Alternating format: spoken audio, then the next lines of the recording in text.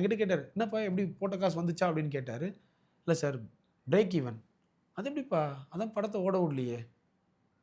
அப்புறம் தான் கேட்குறாரு. "படத்துடைய பட்ஜெட் எவ்வளோ? எத்தன வருஷம் ஆகுது?" "அது எப்படிப்பா நீ வந்து வந்த 3 1/2 வருஷத்துல ரூ. 65,00,000 படம் போட்டு ஜெயிச்சிட்டீன்னா" நான் என்ன யோசிக்கிறேன்னா, நான் உன் சொத்தையோ, உன் பணத்தையோ கேட்டு நான் படம் போடல. நான் ஏன் காசு போட்டு படம் பண்ணேன். நான் ஜெயிக்கணும்னு வந்திருக்கேன். நான் யார் கால்லயாச்சும் விழுந்தா வந்தேன். இல்லல்ல. உங்களுக்கு என்னடா பிரச்சனை? அப்படின்னும்போது தான் அவங்களுடைய தாட் இருக்குல்ல. நீ போயிட்டு சைடு ரோல் பண்ணிட்டு அப்படியே போயிடுன்ட்டு. அதனால தான் நான் இப்போ வரைக்கும் சைடு ரோலே பண்ணல. நான் என்ன பண்ணணுன்ட்டு அவங்க டிசைட் பண்ணக்கூடாது. நான் டிசைட் பண்ணணும். Because this is my life. நான் சினிமால நானா வந்தவன். என் வீட்ட அடமானம் வச்சு, என் குடும்பத்துடைய சந்தோஷத்த எல்லாத்தையும் அடமானம் வச்சு வந்தவன். அப்ப எனக்கு இந்த திமிரு இருக்கும்ல. இது திமிரு இல்ல.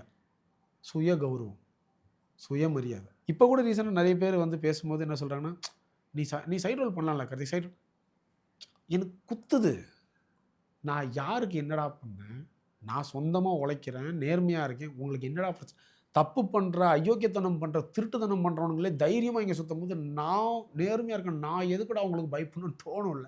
அதுதான் எனக்குள்ள இருக்கக்கூடிய கோவமே.